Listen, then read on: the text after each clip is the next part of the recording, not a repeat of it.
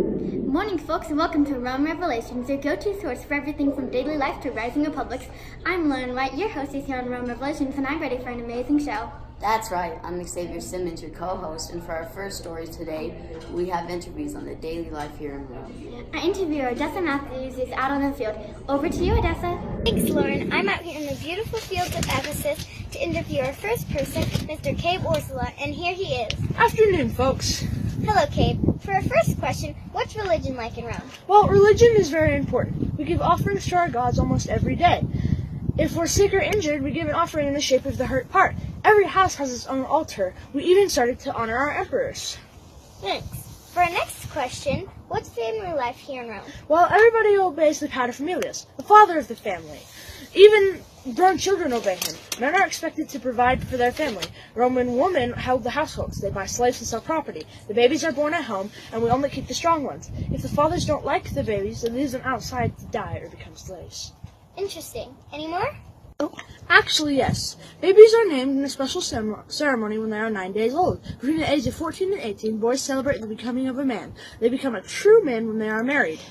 Weddings are held at temples. The brides wear a white toga with a long veil, and the groom wears a white toga with leather shoes shined with animal fat. How nice. Our next question is, how does the law work? First, there's the Senate and the assemblies, but no one is more important than the emperor. Everything will be done to make the emperor happy. The punishments for crimes are harsh, but even worse if you're poor. Wow, harsh. On to the next question. What is housing like? Housing is very different depending on if you're rich or poor. If you're wealthy, you have a grand house made of marble and stone. The houses have thick walls with an indoor pool. They had many rooms with mosaics painted on the walls and floors. On the other hand, people who live in tall apartment buildings. Some people live in apartments above their businesses. There aren't any kitchen in the apartments. People have portable grills. Sometimes the grills catch the walls on fire and the buildings burn down. Diseases were also in the apartments. It's horrible. Now tell me, what's your food and drink like? Like housing, food depends on whether you're rich or poor. Poor cooks on small grills, while the rich have more elaborate grills. Nevertheless, all go to the Thermopolia, where we quickly buy ready-made meals. Some of our main foods include bread, beans, spices, and a few vegetables, cheeses, and meats. Some wealthy Roman appetizers include mice cooked in honey, roasted parrots stuffed with dates, salted jellyfish, and snails dipped in milk. Oh, that sounds delicious. Moving on, what's your education like? Well, we don't go to actual school until we are the age of 6. But before then, we are usually tutored by our fathers or slaves. When we go to school, we learn good trades such as leatherworking and metalworking. On a given day, school starts early, and we are usually going through crowded streets. We also like to stop by stores to get snacks, usually beans, nuts, or bread. In the classroom, we sit around a tutor, and we take notes. We use a pointed pen called a stylus, which, with our stylus, we write on wax-covered wood. We usually learn Greek, Latin, science, and math. How nice. What do you do in your free time? We have many ways to entertain ourselves. Wealthier people have a lot of leisure time, so they enjoy theaters and musical performances. Both rich and poor people relax in Roman public baths. The emperor provided the poor with food and entertainment. Rich and poor also watch gladiator contests and chariot races. The most popular theater is the Circus Maximus. Incredible. Now, I heard of these rumors about country life, and I just have to hear about it. What is this country life I'm hearing about? Surprisingly, 90% of our people live in the country. Wealthy Romans on estates called villas. Romans invest their money in crops and livestock. When the wealthy estate owners go to the country they check up on their farms. Slaves do much of the farming, though. Overseers watch the slaves and often treat them cruelly. Many of the people in countrysides were not slaves, but their lives were quite difficult. They lived in small huts and owned small farms, only earning enough to survive. Thank you for joining us, Kate. Back to you, Lauren. Thanks, Adessa. Who knew daily life in Rome could be so interesting? Yeah, it's one of a kind. But it's nothing compared to our next topic. This next segment is very intriguing. Our next segment is about the influence that Greece had on Rome. Roman architecture, writing, art, and religion were influenced by the Greeks. The Romans built columns and colosseums like the Greeks. The Etruscans borrowed the Greek alphabet and altered it. The Romans then borrowed that alphabet and altered that. Many Roman writers were influenced by Greek poetry and myths. Romans admire Greek pottery, painting, and sculpture. Greek pottery is admired throughout the Mediterranean for many reasons. It's beautiful, it's useful. We eagerly buy the vases used for holding food, water, and wine. Some of the designs on these vases include black figures painted on red clay, pictures depicting gods and goddesses, and pictures depicting daily life. Rome started imitating Greek technique, but we created our own style. Wealthy Romans collect Greek pottery and sculpture. As Rome's power increases, much more of our art is depicting celebrated leaders and events. Yes, and we are also influenced by their religion. When we heard of similar gods in Greece, we combined them, making one god for us. But since it was a new god, we had to make new names, so we just gave them Roman names. Some of these are Zeus, the mightiest Greek god, got turned into Jupiter, the mightiest Roman god. Ares, the Greek god of war, got turned into Mars, the Roman god of war. And Aphrodite, the Greek god of love and beauty, got turned into Venus, the Roman god of love and beauty. Learn how Rome rose from city-state to republic after this short message. This commercial is brought to you by Rome Real Estate. We hope you find a home so you don't have to worry.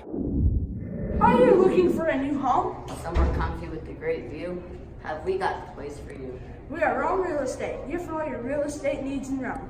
We have houses on hills overlooking the beautiful Tiber River. If you don't like to be crowded, we have houses spanning over 7 hills. We also have immense mountains to protect us from invaders.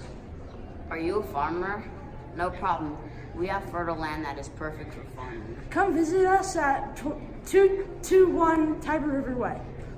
Come and experience the most stress-free real estate in town. Rome Real Estate in Rome. Welcome back to Rome Revelations. Hope you enjoyed the commercial break. Our next stories encompass the rise of our Roman Republic and Republic to Empire. That's right. Come hear how the plebeians gained equality. Our field reporters Adessa and Xavier out in the field. Over to you. Thanks, Lauren. We are here in the Etruscan city, one of the first places Rome conquered. Yep, they journeyed from republic to empire, but before that, they rose to a republic. With us, we have renowned historian Laura Knight. She will help us discover how Rome turned into a republic. Hi there. Today we're going to learn how Rome turned into a republic. Well then, let's jump right in. How did it all start? It all started with the plebeians and the patricians. Plebeians were lower class, while patricians were upper class. 95% of the population was plebeian. The patricians advised the Etruscan king, but didn't like this. They rebelled and created a republic. Interesting. Then what happened? The patricians didn't care at all for the plebeians, so the plebeians rebelled. They struggled for years to gain power. Eventually, the plebeians gained power.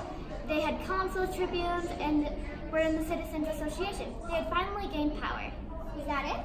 Yep, that's the whole story. Thank you for joining us, Laura. We have learned a lot about the Roman Republic. Back to you, Lauren. Thank you. Now that we know how the Roman Republic rose, we can learn how the Roman Republic turned to an empire. There were 4 periods in which Rome expanded. Rome's conquest of the Italian peninsula, expansion during the Punic Wars, expansion during the final years of the Republic, and when Rome becomes an empire. This period started in 509 BCE. The Romans drove the Etruscan king out of power and rose as a republic, as we talked about in our previous section. Over the next few decades, the Romans fought the Latins.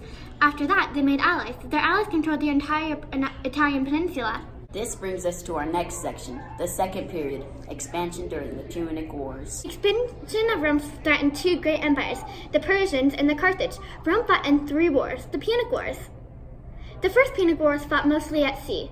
The Carthaginians had a strong navy, but the Romans won by copying Carthaginian designs. The second Punic War started 23 years later. The Carthaginians attacked Italy by marching from Spain through the Alps and into Italy. The Romans fought them in Italy and they defeated the Carthaginians. The last Punic War was 50 years after that and lasted 3 years. At first, the Romans burned down Carthage. Rome was now the greatest power in the Mediterranean. This concludes the second period. Third period, expansion during the final years of the Republic. The final years had more wars. One civil war broke out between 2 ambitious leaders, Pompey and Caesar. Caesar defeated Pompey. This frightened the Senate, and they named Caesar the dictator for life. Caesar had many reforms when in rule and envisioned a great empire. He started new colonies. Eventually, he was killed. This starts our final section. Caesar murder plunged Rome into a series of civil wars. Octavian rose to power. He did this by conquering his enemies. He expanded Rome and completed grand construction projects. Rome rose into an empire. This brings us to the end of this segment. Well, this has been a great day, but I believe it's time to end the show. It's time to wrap this show up like a toga. Okay, so now we're making toga jokes. Well, regardless of whatever cheesy jokes my co-host makes, all good things come to an end. And